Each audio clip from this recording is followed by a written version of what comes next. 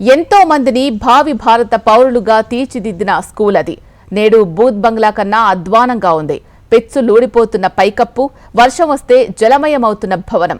ఏ క్షణాన ఏ ప్రమాదం జరుగుతుందో అని విద్యార్థులు, వారి తల్లిదండ్రుల్లో ఆందోళన.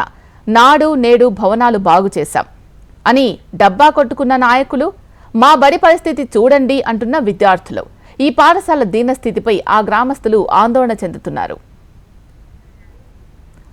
ఉమ్మడి శ్రీకాకుళం జిల్లా సంతకవిటి మండలం బూరాడపేట గ్రామంలోని ప్రాథమిక పాఠశాల శిథిలావస్థలో ఉంది. బూత్ బంగ్లాను తలపిస్తున్న ఈ పాఠశాలకు పిల్లలు ఎవరూ వెళ్లకుండా గ్రామస్తులు ఇక్కడ కర్రలతో ఒక బారికేడ్నే కట్టారు. ఈ భవనం కూలిపోయే ప్రమాదం ఉందని ఒక బోర్డు కూడా పెట్టారు. అటువంటి ఈ స్కూల్లో ప్రస్తుతం 22 మంది విద్యార్థులు మాత్రమే చదువుతున్నారు. ఆ గ్రామంలోని మరో 10 మంది విద్యార్థులను దగ్గరలోని ప్రైవేటు పాఠశాలకు పంపిస్తున్నారు తల్లిదండ్రులు. ఇందుకు కారణం పాఠశాల భవనమే అంటున్నారు. ఈ స్కూల్ కట్టి 50 సంవత్సరాలు అయింది. ఎంతో నేను చదువుకున్నాను. ఈ పక్క స్కూల్ కలిపి కట్టి 20-25 సంవత్సరాలు అవుతుంది. ఇందులో పిల్లలు తోలడానికి చాలా ఇబ్బంది పడుతున్నారు తల్లిదండ్రులు. కాబట్టి ఈ స్కూలు రెండు పడగొట్టేసి మాకు ఒక స్కూలు నిర్మించిస్తే బాగుంటుందని అభిప్రాయపడతాను. వేరే వాళ్ళు ఇల్లు ఇచ్చారండి, అందులో స్కూలు రన్ చేస్తున్నాం. దానికి అద్దె కట్టి వీలైనంత త్వరగా మాకు ఈ స్కూలు మీరు నిర్మించిస్తే మేము చాలా సంతోషిస్తున్నాం. మీ ప్రభుత్వానికి మేము విన్నవించుకుంటాం. ఈ స్కూల్ కట్టి 50 సంవత్సరాలు అయింది. ఎంతో నేను చదువుకున్నాను. గత ప్రభుత్వం నాడు నేడు కార్యక్రమం కింద కొత్త భవనాలు కట్టడానికి అన్ని సిద్ధం చేశామని ప్రకటనలు గుప్పించారు. కట్ చేస్తే ఇంకా అదే స్థితిలో ఉంది. గతంలో ఈ పాఠశాలలో 105 మంది వరకు పిల్లలు 1వ తరగతి నుంచి 5వ తరగతి వరకు చదువుకునేవారు. కానీ నేడు ఆ సంఖ్య 22కు పడిపోయిందని ఆ గ్రామస్తులు అంటున్నారు. ఈ శిథిల భవనాన్ని పునర్నిర్మించాలని ఆ గ్రామస్తులు వేడుకుంటున్నారు. స్కూలు చాలా డేంజర్గా ఉందనేసి పిల్లలు ప్రత్యేకించి రైతుల తాలూకా ఇంట్లో పెట్టవలసి వచ్చింది. తల్లిదండ్రులు కూడా స్కూల్కి పంపించమంటే ఆ మాస్టర్ల ద్వారాగా పంపించుతారు, కానీ తల్లిదండ్రులు భయం మీద పంపించలేదు. మేము అలాంటి ఇబ్బందులతో ఉన్నాం కాబట్టి మీరు ఏదో చర్య తీసుకొని మళ్ళీ మాకు ఏదో ఒక అవకాశం ఇస్తారని మేము చూస్తాను. పెచ్చులు పడిపోతాం సార్. అది ఏదైనా కావాలంటే గవర్నమెంట్ నుంచి మాకు ఏదో కొత్త స్కూల్ ఏజ్మెంట్ అవుతుందని అడుగుతున్నాము. మాకు ఇదంతా ఈ స్కూల్కి మేము అందరం ఊరు మొత్తం మీద ఎత్తుబడి చేసుకుని అద్దె కొట్టుకుంటాము. మాకు కొత్తదాన్ని ఇస్తే బాగుంటుందని మేము కోరుకుంటాము సార్. ఈ భవనం పెచ్చులూడి గతంలో ఒక ఉపాధ్యాయుడి తలపై గాయమైంది. మరో 3 విద్యార్థులకు కూడా గాయాలయ్యాయి.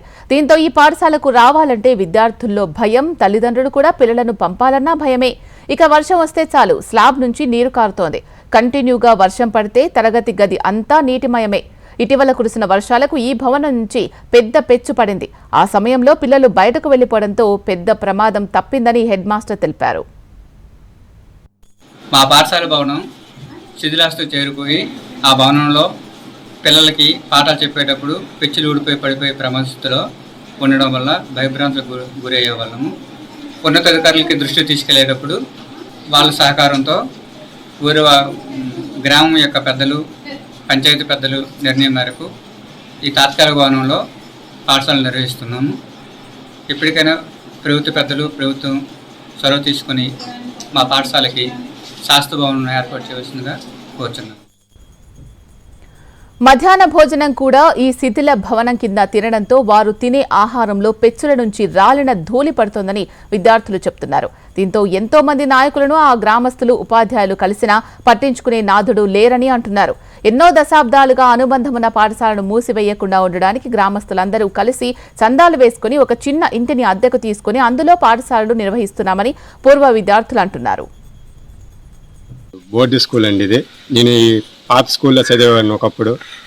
ఇప్పుడు పక్క స్కూల్ కూడా మేము 6వ తరగతి 7వ క్లాసులో ఉండేటప్పుడు కట్టారు. అయితే ఈ స్కూలు వాతావరణం ఏంటంటే మొత్తం పాడైపోయింది. వాతావరణము వాటర్ లీక్ అయిపోవడం, స్లాబ్ మొత్తం ఇది అయిపోయింది సార్, డ్యామేజ్ అయిపోయింది. ఇక్కడున్న స్కూల్ పిల్లలు చాలామంది ప్రైవేట్ స్కూల్కి వెళ్ళి చదవలసి వచ్చింది. ఎందుకంటే ఈ స్కూల్ వాతావరణం బాగోక పేరెంట్స్ ఏమైనా మా పిల్లవాడికి ఏమైనా జరుగుతుంది అని ఒక ముందుగా జాగ్రత్తతో ప్రైవేట్ స్కూల్లో జాయిన్ చేయవలసి వచ్చింది. అదే స్కూల్ కానీ బాగుంటే ప్రైవేట్ స్కూల్ కంటే ఈ గవర్నమెంట్ స్కూలే ఎడ్యుకేషన్ కరంగా బాగున్నది. ఆ విధంగా మన ప్రభుత్వానికి తొలిసారి కూడా మనము ఇన్ఫర్మేషన్ ఇవ్వడం జరిగింది. మండలంలో కూడా లెటర్ ఇచ్చాము. జిల్లా కలెక్టర్ వారు కూడా ఆల్రెడీ కలిశారండి గ్రామస్తులు. తర్వాత మన పేరెంట్స్ అందరూ వెళ్ళారు సార్. అయితే దీనికి ఒక నిర్ణయం అనేది ఇంకా రాలేదు. దయచేసి గవర్నమెంట్ వారు దీన్ని సహకరిస్తారని కోరుచున్నాం సార్.